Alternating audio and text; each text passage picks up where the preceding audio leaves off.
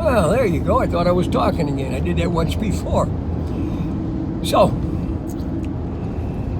the last tape, we talked about the parts. And I went down and I talked to your parts, and that started the process. You know, none of this stuff works overnight, but it begins to work immediately. Okay? So, if you listen to the previous tape that I gave, there's a reasonably good chance that you learned at least one thing that improved your circumstance right away. And the rest of them are going to take some time because you got to wrap your mind. I'm challenging the way that you do your business, for Christ's sake. Okay? So, be with this. This going down and talking to the parts so far has all been aimed at helping you calm your mind and keep the demons out. You know, all these things that are in the background chewing at you all the time. And BHAGWAN saying they're all just crap in your head, and if you figure out how to do it, they'll just dissolve. Once you understand what's going on, that stuff just dissolves. I mean, one day you're screwed up, and the next day you're not. Now, I told you, I read the Handbook to Higher Consciousness over 2 days. And I got to tell you, it was given to me by a girl. I said the book came my way, but it was more powerful than that. So, love, I had just changed jobs. No, wrong word. My job took me to Cleveland, actually Wycliffe, to take on a greater responsibility. And also my boss, being a considerate man, was trying to get me out of the combat zone because I was in a divorce mode. And if you've gone through that, you know, those are never neat.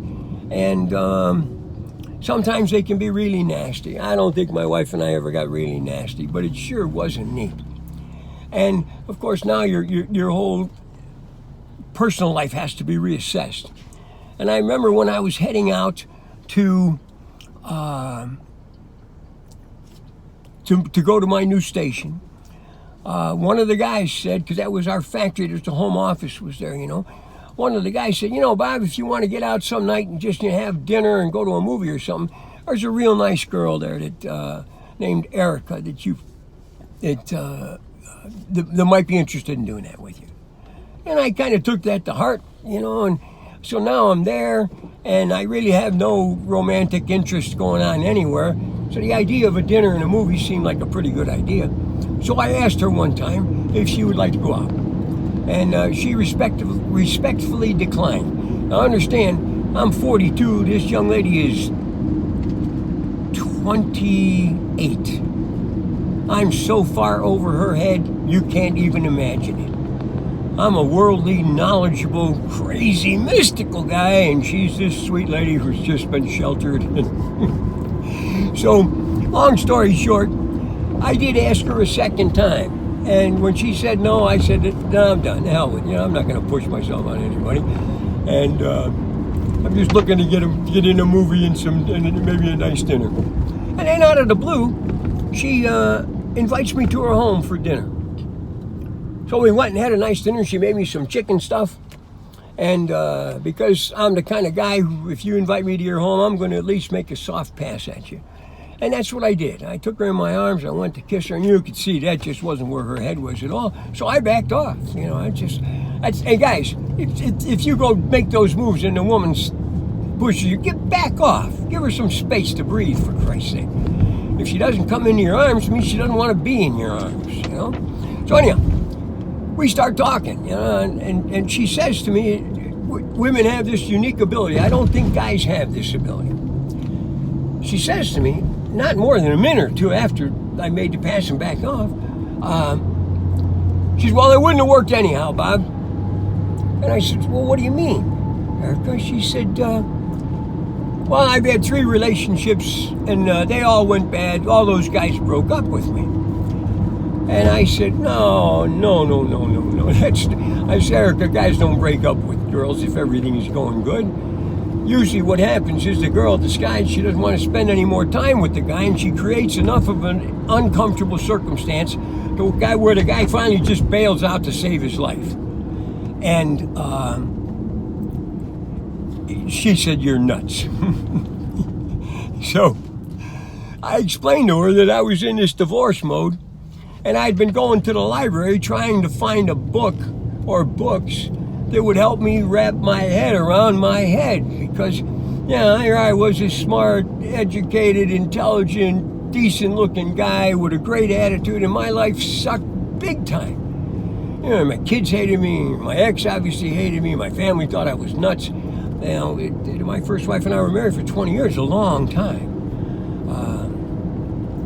Whatever causes those things to happen, you could spend days talking about them. So we're not going to. All we talk about is what's going on, the ramifications of those kind of things. So I told her, I said, she obviously has issues with guys, and I'm just trying to resolve issues in general. And I told her, I said,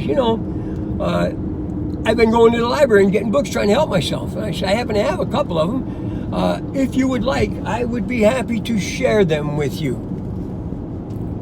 And she said, well, that's kind of nice of you. She said, that being the case, she said, I'll share a couple of books with you. Now understand, guys, the hand of God moves in the most unbelievable fashion. So here I'm with this young woman I made a pass on. I get blown away, and she was the single most profound incident in my entire life. She gave me 2 books. Illusions, or the Adventures of a Reluctant Messiah by Richard Bach. And she says, a little thin book, the sequel to Jonathan Livingston Seagull. Easy read, profound information, right? And she said, I really like this book. And then she gave me Ken Kaiser's Handbook to Higher Consciousness. She said, I just couldn't get anything out of this book, because the handbook says, you want to do it, you got to take responsibility for doing it. She said, but you're crazy like the guy who gave it to me. And I said, well, what do you mean by that?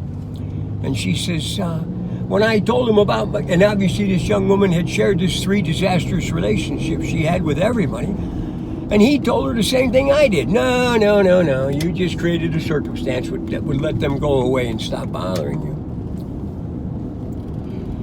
And while I didn't have my books, I honestly don't know if I ever gave them to her. She did have those books, and she gave them to me. The effect of those 2 books was so profound that it changed my life and shifted the direction of it. It brought me here. In my world, I refer to her as Saint Erika. Blessed being, touched by God with the responsibility of slipping those books into my hands in a most unconfrontive way. If somebody would have said, hey, read this book, it'll save your soul, I'd have said, pound sand, asshole. There ain't no book that's going to save your soul. And there ain't no books going to save your soul, guys. But there are some books that'll help you get a handle on it. And the best of those books is the Handbook to Higher Consciousness. I've shared that with you before. So, oh God, I still remember that young lady. A genuine treat to remember the experience. And I think I shared this with you again once, but I'm going to share it with you again, but more completely. I'm a guy who's trying to figure it out, I didn't have a lot of real nasty vices. I drank once in a while, but I smoked marijuana.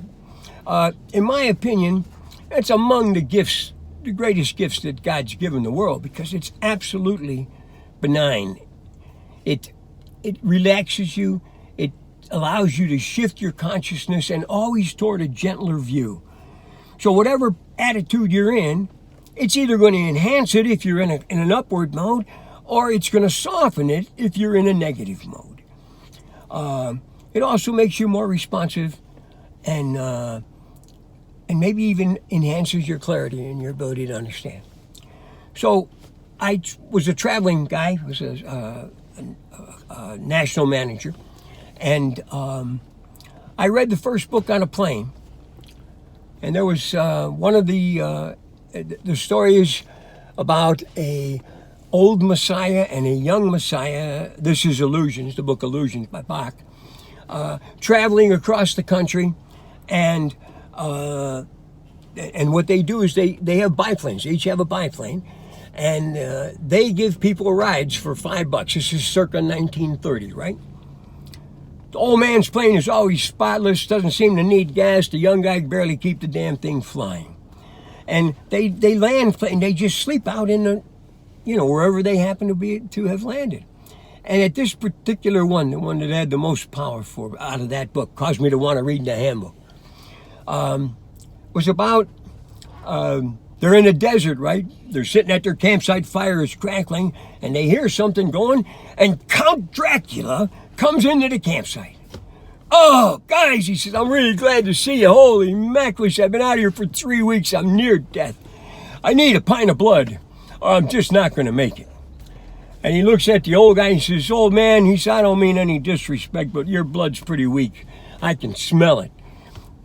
Kid, I need your blood. And be with this now. He's asking for what you want. He's kind of demanding it, but he's asking, okay?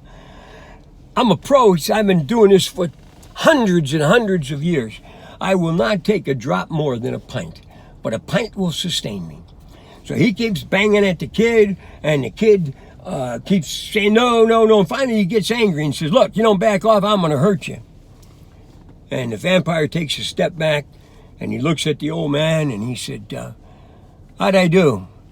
And the old guy says, a little heavy on the Bela Lugosi for me, but other than that, I thought it was pretty good. And honest to God, when I was hearing the vampire talk, because when I read, if someone's talking, I put a voice in it. It was Bela Lugosi's voice. He's the classic old vampire. Nosferatu is silent movies, but Bela Lugosi was cool. So, in that exchange, I became aware of the fact I had what's the right word? Not a lost love, a woman who might have been super extended relationship kind of a thing. We were so close that she actually came and spent a week with me. At the end of that week, it was obvious that I didn't pass the test. And guys, if you don't pass the test, don't be pissed off. Girls, don't be pissed off. Be glad you had an opportunity to take the test. I remember when I put her on the plane, she gave me a hug and a little kiss, and I said, oh, crap, man, that's gone. That's done. But I didn't want it to be done.